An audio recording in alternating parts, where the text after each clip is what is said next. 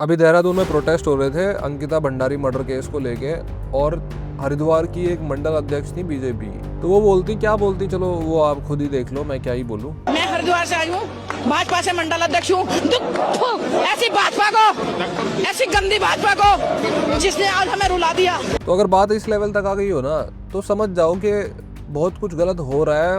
और यूजुअली ना बीजेपी की एक स्ट्रेटेजी रही है रूलिंग गवर्नमेंट की कि भाई जब भी कभी मेजर लेवल के प्रोटेस्ट होते हैं ना अच्छे खासे स्केल के, तो उसमें क्या होता है ना कि अपोजिशन जो है उस प्रोटेस्ट को लेके आ रही होती है, और जो लोग यूजुअली बीजेपी को वोट नहीं करते ना वो उस प्रोटेस्ट का मेन भागीदार होते हैं। तो बीजेपी की और गवर्नमेंट की स्ट्रेटेजी हमेशा ये रही है कि ऐसे मुद्दों को इग्नोर करो। इग्नोर इसलिए करो क्योंकि जो लोग हमें वोट नहीं देते थे पहले से ही, यूजुअली वो वर्ग, वो हमें अभी भी इस प्रोटेस्ट को लीड करने के बाद भी वोट नहीं देंगे, क्या फर्क पड़ता है। जो लोग हमारे सपोर्ट में है वो इस केस को देखेंगे, प्रोटेस्ट को देखेंगे, इस केस की बात नहीं हो रही, उन प्रोटेस्ट को देखेंगे, लाल किले तक प्रोटेस्ट हुए हैं, और वो समझ जाएंगे कि हम जो कर सकते हैं वो हम कर रहे हैं, हम कुछ गलत नहीं कर रहे हैं। उनका ऐसी अप्रोच यूजुअली रहती है। पर उनको कई बार एक गलतफहमी हो जाती है कि इग्नोरेंस ना हर बार वेपन नहीं होता। कई बार इग्नोरेंस एक रीजन बन जाता है इस बात को एक्सेप्ट करने का कि तुम्हारी गलती है, मतलब तुम हो उसमें इन्वॉल्व। और अंकिता भंडारी मर्डर केस जो है ना, वो एक इतना बड़ा रीजन बन सकता है कि तख्ते पलट हो सकते हैं। इस बात की अंडरस्टैंडिंग इस चीज से समझनी चाहिए कि यहाँ ना कोई वर्ग नहीं है जो किसी को वोट देता है और दूसरा वर्ग किसी को वोट नहीं देता। यहाँ सिर्फ और सिर्फ जो स्ट्रगल है, जो लड़ाई है ना, वो गरीब और अमीर, हेल्पलेस और इतना ज्यादा पैसे रखने वाला इंसान जो मैनिपुलेट कर सकता है पुलिस से लेके कोर्ट तक के सिस्टम को, इन दोनों के बीच में है। और ये लड़ाई हमेशा से चलती हुई आई है। इस लड़ाई ने हमेशा तख्ते पलट करे हैं। इस केस में भी जितनी चीजें देखने को मिली है ना, मतलब कई बार तो इंसान का खुद का खून खोल जाता है उन लोगों का जो शायद बीजेपी को वोट भी करते हुए आए हो। खैर, इस केस में क्या क्या हुआ है ना, वो सोच के भी ऐसा लगता है कि गवर्नमेंट जो है वो कितनी गलत फहमी में है। चलो ज्यादा लेट नहीं करते, बहुत ही शॉकिंग फैक्ट्स हैं इस केस में पर्टिकुलर। ठीक, अंकिता भंडारी जो बेचारी, वो 18 सितंबर 2022 को गायब हुई थी वो। ठीक, उसके फादर को जब ये रियलाइजेशन हो गई कि अंकिता जो है वो गायब हो गई है, तो उन्होंने रिपोर्ट करने की कोशिश करी पुलिस को। पुलिस ने भाई FIR नहीं करी। पुलिस ने ये क्या FIR नहीं करी कि हमारे जुरिस्डिक्शन में नहीं आता भाई, ये रेवेन्यू पुलिस के जुरिस्डिक्शन में आता है। मतलब पटवारी सिस्टम जो होता है ना, कई लोकल रूरल एरियाज में पटवारी सिस्टम पहले उनको पता होना चाहिए, फिर पुलिस इन्वॉल्व होती है। तो जब उन्होंने पटवारी सिस्टम, जो भी उसमें पर्टिकुलर ऑफिसर होगा, उसको कंप्लेन करने की कोशिश करी, तो वो भाई साहब चले गए छुट्टी पे। अब वो छुट्टी पे चले गए हैं, फिर उसके बाद में उसके फादर रुके नहीं। उन्होंने पूरी कोशिश करते रहे, वो जितना हो सकता है लोकल लेवल पे जिन जिन लोगों से बातचीत करके वो कर सकते हैं वो करने की कोशिश करते रहे। और एक टाइम यह आ गया कि मीडिया अटेंशन उस केस को मिलने लग गई। मीडिया अटेंशन मिलने लग गई तो ऑब्वियस सी बात है कि अपोजिशन जो है वो भी आ जाती है। अब यूजुअली हर केस में ना, हर प्रोटेस्ट में यही होता है कि रूलिंग गवर्नमेंट ये बोलती है कि अपोजिशन जो है उसका फायदा उठाने की कोशिश कर रही है। तो भाई अपोजिशन है वो, उसका काम है वो। जो पंचायत वेब सीरीज है ना, तो उसमें ना पंचायत में बम बहादुर का जो वो मर जाता है ना, क्या नाम है, कबूतर, तो प्रधान जी उसका सपोर्ट करते हैं कि विधायक ने तेरा कबूतर मारा है। जो वो है भूषण बोलता है कि भाई प्रधान जी तेरा फायदा उठाने की कोशिश कर रहे हैं, तुझे दिख नहीं रहा। तो ना वो बम बहादुर एक बहुत बढ़िया लाइन बोलता है कि फायदा उठाने की कोशिश कर रहे हो, चाहे वो पॉलिटिक्स चमकाने की कोशिश कर रहे हो, पर मेरे सपोर्ट में तो खड़े हुए। मैटर ये करता है, और यहाँ भी यही मैटर करता है। अपोजिशन का तो काम वही है। अगर जो आज रूलिंग गवर्नमेंट है वो अपोजिशन में होती तो क्या वो ये ना करती? यही तो काम है अपोजिशन का, उन लोगों के साथ खड़े होना जिसको न्याय नहीं मिल रहा हो रूलिंग गवर्नमेंट के साथ। और हर बात को इस बात से टाल देना ना कि अपोजिशन जो है इसका फायदा उठाने की कोशिश कर रही है, ये नहीं चलेगा। ये फालतू की बातें नहीं चलेंगी। जब इसको अच्छी खासी वो मिलने लग गई ना मीडिया अटेंशन, तो केस पुलिस ने रजिस्टर कर लिया। ठीक, उसके बाद में पुलिस ने 2 या 3 दिन में ही ना अरेस्ट वगैरह करे, और जो अंकिता भंडारी की बॉडी है ना वो चीला कैनाल से निकाल ली। और उसमें जितने लोगों का नाम आया, 3 बंदों का नाम आया। पुलकित आर्या, जिसका रिजॉर्ट था, जिसमें अंकिता भंडारी 10,000 रुपए की सैलरी पे रिसेप्शनिस्ट का काम करती थी वहाँ रिजॉर्ट पे। क्यों? क्योंकि भाई उसके जो फादर थे ना वो सिक्योरिटी गार्ड थे, और उनकी नौकरी वोकरी छूट गई थी किसी कारण की वजह से। तो वो बेचारी जो है श्री राम इंस्टीट्यूट में पढ़ती थी, और वहां से उसने फिर नौकरी ज्वाइन करी ताकि फैमिली को सपोर्ट कर सके। आपका सिस्टम तो यही फेल हो गया। जो रिजॉर्ट है वो पुलकित आर्या जो है वो पॉलिटिकली कनेक्टेड बंदे का बेटा है, उसका भाई भी जो है वो भी स्टेट लेवल का कुछ मतलब पॉलिटिकली कनेक्टेड है। ठीक, अगर आपके लोकल एरिया में जो लोकल लोग रहते हैं, उन लोकल लोगों को रिसेप्शनिस्ट की जॉब लेनी पड़ रही है सिर्फ पढ़ाई छोड़ के 10,000 रुपए की, और वो रिजॉर्ट जो है वो किसी पॉलिटिशियन या पॉलिटिकली कनेक्टेड बंदे का है, बड़े बिजनेसमैन का है, तो आपकी गवर्नमेंट का काम फेल हो गया। कोई फायदा नहीं है यार, 10,000 रुपए के लिए इंसान को ऐसा भटकना पड़ रहा है। और उसके बाद की आगे की कहानी तो और पेनफुल है फिर इस हिसाब से, यहीं पे ही इतनी पेनफुल है। तो खैर, ये जो 3 बंदे थे, पुलिस ने इनको भी अरेस्ट कर लिया, इनसे उगलवा लिया और बॉडी मिल गई। ठीक, इसके बाद क्या हुआ, 22 सितंबर को ये सारा कुछ हुआ। 23 सितंबर को जो रिजॉर्ट था उसको इलीगल कंस्ट्रक्शन बता के तोड़ दिया गया। कुछ लोगों ने खुशियां मनाई कि भाई चलो जो लोग मुजरिम हैं उनके रिजॉर्ट को तोड़ा जा रहा है, मतलब एक तरीके का जस्टिस सिस्टम। लेकिन ये कोई जस्टिस सिस्टम था नहीं, आगे बताऊंगा मैं कैसे। ये कई लोगों को पता भी होगा, ठीक है। 24 सितंबर को आग लग जाती है उस रिजॉर्ट में, और न्यूज़ में ये आता है कि लोकल जो है ना उन्होंने आग लगा दी गुस्से में। अब ये चीज़ कई लोकल्स का मानना है कि वो आग लोकल्स ने गुस्से में नहीं लगाई, वो लगाई गई ताकि वहाँ के एविडेंसेस को डिस्ट्रॉय करा जा सके। और जो इलीगल कंस्ट्रक्शन तोड़ के बुलडोजर वाला सीन हुआ है ना, इसमें भी काफ़ी कुछ चीज़ें सामने आई थी, उसकी आगे बातें करेंगे। तो वो भी इसलिए हुआ ताकि वहाँ के एविडेंसेस को मिटाया जा सके। अब कई लोगों को ये था कि भाई पहले तो ये था कि कल्प्रिट का रिजॉर्ट तोड़ रहे हैं तो सही है, कोई नहीं, बढ़िया है, जस्टिस डिलीवर होना चाहिए इस तरह से, पार्शियल जस्टिस तो होना ही चाहिए। और कई लोगों को ये था कि एविडेंस मिटाने की कोशिश कर रहे हैं। पर बात जो है वो 3 साल बाद निकली कुछ हो रही। क्या निकली, कैसे निकली, ये समझना आप। जब वो तीनों बंदे अरेस्ट हो गए ना, तो फिर भी प्रोटेस्ट हुए। प्रोटेस्ट इस बात को लेके हुए कि कहीं ये 3 बंदे जो है वो बाद में बेल पे छूट ना जाए, ये सारी चीजें लेके, है ना। तो 3 साल तक वो केस चला, और 3 साल यानी 2025 में उन तीनों को लाइफ इम्प्रिजनमेंट की सजा दे दी गई और वो जेल में है। जो अंकिता भंडारी की फैमिली थी उसको भी ये लगा कि पार्शियल जस्टिस तो चलो उनको मिल गया, वैसे तो वो डेथ पेनल्टी मांग कर रहे थे पर पार्शियल जस्टिस उनको मिल गया। लेकिन अब इन बीच में जो 3 साल है ना, इसमें बहुत कुछ सामने आया। जब कोर्ट केस चलेगा ना तो विटनेस की स्टेटमेंट्स भी ली जाती हैं, जितने एविडेंसेस हैं वो भी चेक करे जाते हैं। मेन तो विटनेस की स्टेटमेंट्स ही थी इस केस में, क्योंकि एविडेंसेस तो क्या ही है। तो विटनेस की स्टेटमेंट्स जब आई ना, तो हमारे देश की एक और बेसिक इशू है जो बहुत प्रॉब्लम क्रिएट करता है समाज में। क्या है कि पुलिस की चार्जशीट और जो कोर्ट की विटनेस की स्टेटमेंट्स होती हैं और कोर्ट में जो चला है ना, वो पब्लिक नहीं करा जाता। उसका रीज़न ये है कि प्राइवेसी कंसर्न्स होते हैं। अगर आप मल्टीपल रीजंस होते हैं उसके प्राइवेसी कंसर्न्स, इंटरनेशनल भी होते हैं, नेशनल भी होते हैं, ठीक है। चलो वो प्राइवेसी कंसर्न्स हैं, पर उसकी वजह से ना जब ये पब्लिक नहीं होता तो पब्लिक को पता ही नहीं होता कि अंदर क्या चला है। लेकिन फिर कुछ न्यूज़ या कुछ NGOs ऐसे होते हैं, लोकल लेवल के पत्रकार ऐसे होते हैं जो उसके मामले को खंगालने की पूरी कोशिश करते हैं कि विटनेस के स्टेटमेंट्स जो है वो पब्लिक नहीं हो रहे ना, प्रॉपर डॉक्यूमेंट्स, लेकिन विटनेस के पास जाके बातें तो करी जा सकती हैं। तो वो अपने सोर्सेस निकालने की कोशिश करते हैं जैसे जैसे हो सकता है। अब इस केस में भी वही हुआ। सबसे पहला जो इसमें चीज़ आई ना, वो ये था पुष्पदीप, जो अंकिता भंडारी का दोस्त है। वो बंदे ने बताया कि अंकिता भंडारी उससे लगातार चैट कर रही थी, व्हाट्सएप चैट और कॉल्स कर रही थी, और वो बता रही थी कि पुलकित आर्या जो बंदा रिस्पॉन्सिबल है अंकिता भंडारी के डेथ की वजह के लिए, वो बंदा फोर्स कर रहा था अंकिता भंडारी को इस काम के लिए कि 10,000 रुपये उसको एक्स्ट्रा मिलेंगे, उसको एक्स्ट्रा सर्विसेज दे किसी VIP को। ये पुष्पदीप ने बताया। लास्ट में उसने एक बात बोली मेरे को ना, मैं फंस गई। और ये जो मैं बता रहा हूँ ना अभी आपको, सारा कुछ ऑलरेडी अवेलेबल है पब्लिकली। जो भी सोर्सेस हैं उनकी लिस्ट मैं डिस्क्रिप्शन में डाल दूंगा, अपनी मर्जी से कुछ नहीं बोलूँगा। पावरफुल लोग हैं भाई, तो क्या पता किस पे कौन सा केस हो जाए, क्या हो जाए, कौन सा डेफेमेशन हो जाए। तो जो भी इन्फॉर्मेशन है वो पब्लिकली अवेलेबल है, मैं अपनी तरफ से कुछ नहीं बोल रहा। अब पुष्पदीप ने ये बता दिया, ठीक, और भी विटनेस की स्टेटमेंट्स तो ऑफकोर्स कोर्ट में होंगी। तो एक जर्नलिस्ट है आशुतोष नेगी, ये लगातार इस केस को खंगालने की कोशिश कर रहे थे, क्योंकि ये लोकल लेवल की न्यूज़ छापते हैं देहरादून में, उत्तराखंड में। तो उत्तराखंड में ये छाप रहे थे न्यूज़ को, तो इनके ऊपर पहली चीज़ तो यह है कि इनके ऊपर एक SC/ST एक्ट लगा दिया गया, ये बोल के कि ये भड़का रहे हैं और काफ़ी नुकसान कर रहे हैं, मतलब जो भी SC/ST एक्ट में इन्होंने लिखी होंगी चीज़ें। अब एक बात बताओ यार, एक बंदा जो जर्नलिस्ट है, अगर तुम्हें लग रहा है कि वो भड़का रहा है या वो कुछ गलत काम कर रहा है, ज़बरदस्ती का नैरेटिव पुश करने की कोशिश कर रहा है, तो भाई तुम रोक लो ना। मतलब रोक लो, मतलब तुम भी उसी मेथड से रोक लो ना। तुम्हारे पास भी तो फ्रीडम ऑफ स्पीच है, वो जर्नलिस्टिक काम कर रहा है, तुम भी जर्नलिस्टिक काम करो।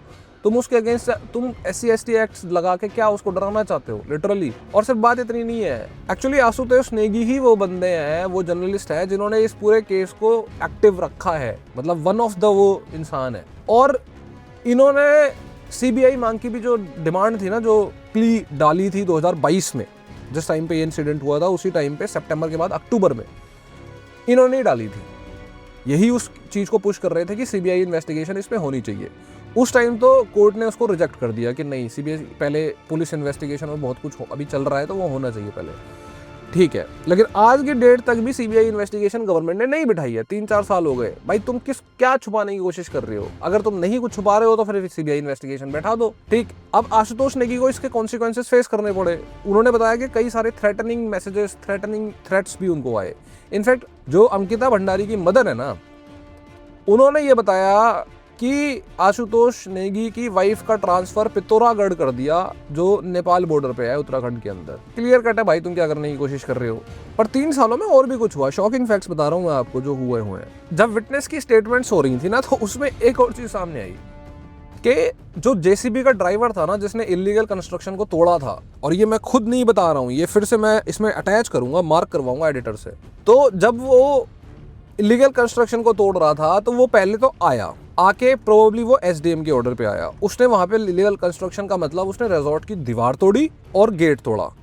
उसके बाद वो हरिद्वार की तरफ निकल गया जेसीबी ड्राइवर, लेकिन उसको दोबारा फोन आया और ये लिखा हुआ है कई जगह पे कि वो फोन जो था वो वहाँ की जो एमएलए थी लोकल में, उन एमएलए के पर्सनल असिस्टेंट का था, और वो उसे वापस बुलाया गया और फिर कुछ और दीवारें और कुछ और खिड़कियां तोड़वाई गई उससे, और उसको बोला गया कि वो वहीं रहे, उसको वहीं प्रेजेंट रखा गया। और उस टाइम पे वहाँ की एमएलए वहाँ मौजूद थी, ये सब कुछ मेंशन्ड है, मतलब एमएलए खुद मौजूद थी वहाँ पे। अब एक बात ध्यान रखना, अगर कोई मेरे ऊपर जबरदस्ती का कोई भाई मान आने का केस करे ना, तो आप ध्यान रखना, इस वीडियो को अच्छे से ध्यान रखना। ऐसी चीजें बोलने में ना दिक्कत तो होती है, पर ऐसे ऐसे में जाए यार दिक्कत यार, दूसरी ने अपनी जान गंवा दी।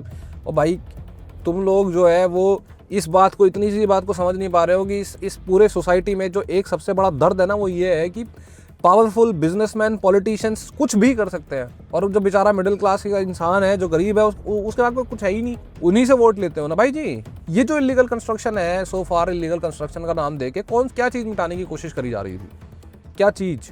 जेसीबी ड्राइवर वाले को दो बार बुला के, ठीक है, ये हो गया। अब और भी स्टेटमेंट्स थी, जिसमें से एक कपल की स्टेटमेंट थी, जो पहले अनमैरिड कपल था या मैरिड कपल था, वो मैरिड था या अनमैरिड था ये पता नहीं, और नाम भी उसको पब्लिक नहीं करा गया, या फिर करा भी गया होगा तो मैं नहीं लूँगा, ऑफ कोर्स इग्नोर करते हैं, नाम जो भी था। उन्होंने बोला कि वो जो रिजॉर्ट था वो एक्चुअली एक तरीके का, ये मान लो कि नशाखोरी, अंधा उल्टा सीधी हरकतें जो भी उसमें हो सकता था, इंक्लूडिंग प्रोस्टिट्यूशन टाइप के काम, वो सब कुछ वहाँ पे होता था। ये उस मैरिड कपल का बोलना है। वो जो कपल है वो भी प्रोबेबली इस केस में या तो विटनेस थे, या फिर जो जर्नलिस्ट है ना, जो लोकल लेवल के, उन्होंने ढूंढ के निकाला। तो भाई तुम जनता को बेवकूफ़ थोड़ी समझ सकते हो कि ऐसा कुछ नहीं, ऐसा कुछ, जनता सब समझती है क्या हो रहा था वहाँ पे, क्या नहीं हो रहा था वहाँ पे। जो छोटे लेवल के नेता होते हैं ना, छोटा तो कोई नहीं होता, बट डिस्ट्रिक्ट लेवल के नेता है, वो स्टेट लेवल के नेता को खुश करने के लिए उन्हें सर्विसेज दिलवाते हैं। स्टेट लेवल के नेता है, वो बड़े बड़े नेताओं को उन्हें खुश करने के लिए उन्हें सर्विसेज दिलवाते हैं। समझ में आता है लोगों को, बेवकूफ़ नहीं है भाई लोग। हो क्या रहा है ना, गवर्नमेंट को शायद ये लग रहा है कि जस्टिस तो हमने दे दिया ना, उन तीनों बंदों को लाइफ इम्प्रिजनमेंट की सज़ा हो गई, अब हम ऐसे बंदे को कैसे पकड़ें जो जिसका इस केस में जिसका नाम आ रहा है कि भाई किसी वीवीआईपी को सर्विसेज देने की बात हुई थी, और उसको कैसे पकड़ें, और मान लो उसको पकड़ भी ले तो उस पर क्या चार्जेस लगाओगे, वो तो डायरेक्टली इन्वॉल्व नहीं है। अरे भाई साहब तुम समझ नहीं पा रहे हो, लोगों को उन तीन लोगों में अब इंटरेस्ट ही नहीं है। लोगों को जस्टिस का मतलब यही है कि वो बंदा कौन है जिसकी वजह से ये गरीबों को ये कॉन्सिक्वेंसेस फेस करने पड़ते हैं, कौन है ऐसा एंटाइटल्ड बंदा जिसको लगता है कि वो सर्विसेज ले सकता है क्योंकि उसके पास थोड़े से ये कागज़ के नोट ज़्यादा हैं। तो अब इस पूरे केस में ना जो सबसे ज़्यादा इंपॉर्टेंट चीज़ है ना, वो है एक्चुअल में ओपन लेटर जो दिया गया अंकिता भंडारी के लॉयर द्वारा। मतलब लॉयर तो खैर अंकिता भंडारी के अवनीश नेगी थे मेजर, लेकिन और जो सीनियर लॉयर थे जो इसके मतलब सपोर्ट में थे, जैसे कॉलिन गोंसाल्व्स, इन्होंने एक ओपन लेटर लिखा अंकिता भंडारी की मदर को, और उसमें उन्होंने पता क्या बोला कि सॉरी, अंकिता भंडारी को बोला कि क्या हम तुम्हारे लिए सीबीआई इन्वेस्टिगेशन नहीं बिठवा पाए। दूसरा है कि आशुतोष नेगी को सॉरी बोलते हुए कि तुमने काफ़ी सारा स्ट्रगल किया और फिर भी तुम्हें इतना सारा कुछ दुख झेलने को मिला। तीसरा जो उनकी मदर थी उनको सॉरी बोला, और फिर उन्होंने कुछ डिटेल्स दी, और वो डिटेल्स सबसे ज़्यादा इंपॉर्टेंट है। लॉयर साहब ने ये बोला कि जो चार्जशीट फाइल करी गई थी ना पुलिस की तरफ से, वो चार्जशीट इस तरफ थी कि वो 3 बंदे जो है ना उनको किस तरह से कन्विक्ट करा जाए। उसके अलावा चार्जशीट में जो चैट्स थी अंकिता भंडारी की पुष्पदीप के साथ में, जिसमें वीवीआईपी की बातें हुई थी, वो चैट्स हटा दी गई। जो वीवीआईपी को सर्विसेज देने की बातें थी वो सब हटा दी गई।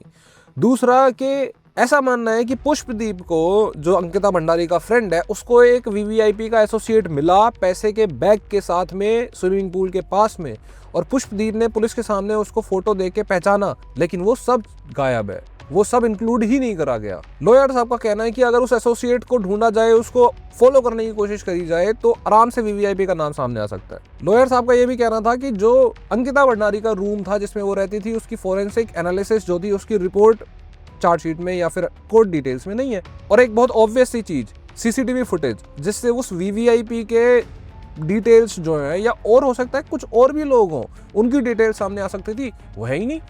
और रीजन बेसिक, कैमरे काम नहीं करते साहब, जो बहुत ही बेसिक रीजन है। तीसरा उन्होंने बोला कि पुलिस ने ये बोला कि भाई हमने चैट्स वगैरह को सबको वेरीफाई करा है, कॉल डिटेल्स वगैरह को, और उसमें कुछ भी ऐसा बहुत ज़्यादा ऐसी कॉन्स्पिरेसी देखने को नहीं मिलती है। लेकिन लॉयर साहब का कहना है कि जब ये बोलते हैं ना कि इन्होंने व्हाट्सएप चैट्स और जो भी कॉल रिकॉर्डिंग्स वगैरह हैं उनको वेरीफाई किया है, उनको एनालाइज कराया, तो वो सिर्फ और सिर्फ इन्होंने अंकिता भंडारी की चैट्स वगैरह को वेरीफाई किया है। होटल के स्टाफ की अगर प्रॉपर तरीके से फोन्स को सीज करके वो डिटेल्स चेक करी जाती तो वीवीआईपी का नाम आराम से सामने आ जाता, लेकिन वो नहीं किया गया। फिर से बोल रहा हूँ, ये मैं कुछ नहीं बोल रहा हूँ, ये ओपन लेटर में है सब कुछ। मतलब अगर सीसीटीवी फुटेज से लेके वो जो बंदा एसोसिएट था जो पैसे का बैग वगैरह लेके आया, उसके साथ में और जो होटल स्टाफ है उनकी कॉल्स या फिर ऐसा कुछ भी सामने आ जाता ना, तो वीवीआईपी को इजीली आप पकड़ सकते थे, कौन बंदा है वो। अब इस केस में ना ये सारी चीज़ें जो हुई है ना, ये एक्चुअल में इसमें जो इसका एक तरीके से ये मान लो कि जहाँ से ये शुरू हुई या फिर जो इसका क्रिटिकल पॉइंट था वो था एक्चुअली दिसंबर 2025, जब एक उर्मिला नाम की महिला जो है, जो एक्ट्रेस भी हैं और जो एक बीजेपी के एमएलए की ही वाइफ हैं, उन्होंने कुछ कॉल रिकॉर्डिंग्स और कुछ जो वो चीज़ें हैं ना वो वायरल कर दी, कॉल रिकॉर्डिंग्स और जो भी वीडियोज़ हैं, और उसमें काफ़ी लोगों के नाम आए।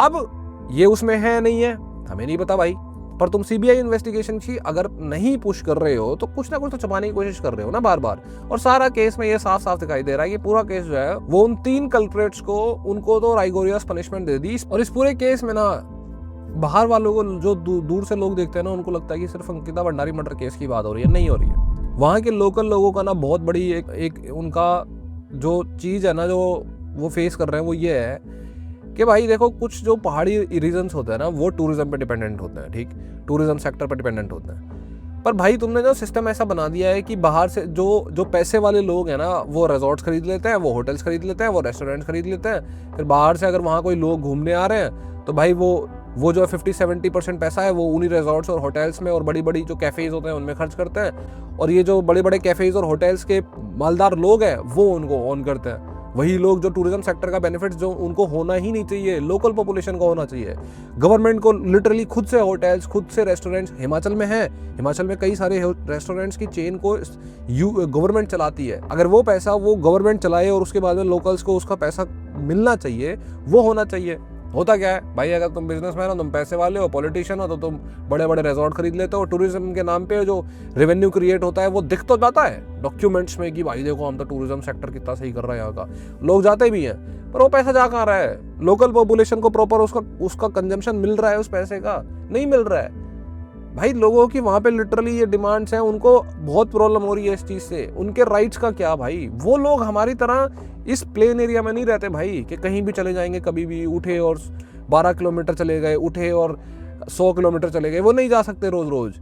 उनके लिए पढ़ाई के लिए में कई बार स्कूल जो है वो 2-2, 4-4 किलोमीटर होता है और बच्चे चल के जाते हैं भाई। उनके लिए राइट्स को प्रोटेक्ट करने की चीज़ें गवर्नमेंट ने नहीं करी है इनफ। इसीलिए ये ऐसे सिचुएशंस है ना कि भाई एक लोकल के लड़की को 10,000 रुपए की सैलरी पे काम करना पड़ रहा है एक ऐसे रिजॉर्ट में जो वहाँ के लोकल लोग ओन नहीं करते। ये बहुत बड़ी प्रॉब्लम बनेगी। गवर्नमेंट इसको इग्नोर कर रही है। एक दिन ऐसा आएगा कि इसका खामियाजा जो भुगतेगी ना गवर्नमेंट, बहुत ज़्यादा भुगतेगी। अमीर अमीर होता जा रहा है, गरीब गरीब होता जा रहा है, ऐसे ही नहीं हो रहा है। लो जो पूरा सिस्टम है ना वो हेल्प कर रहा है उनकी वो प्रोसेस चलने देने में। मेरा तो बस इतना ही कहना है भाई, बाकी कमेंट्स में आप जो बोलना चाहो आपकी मर्जी है।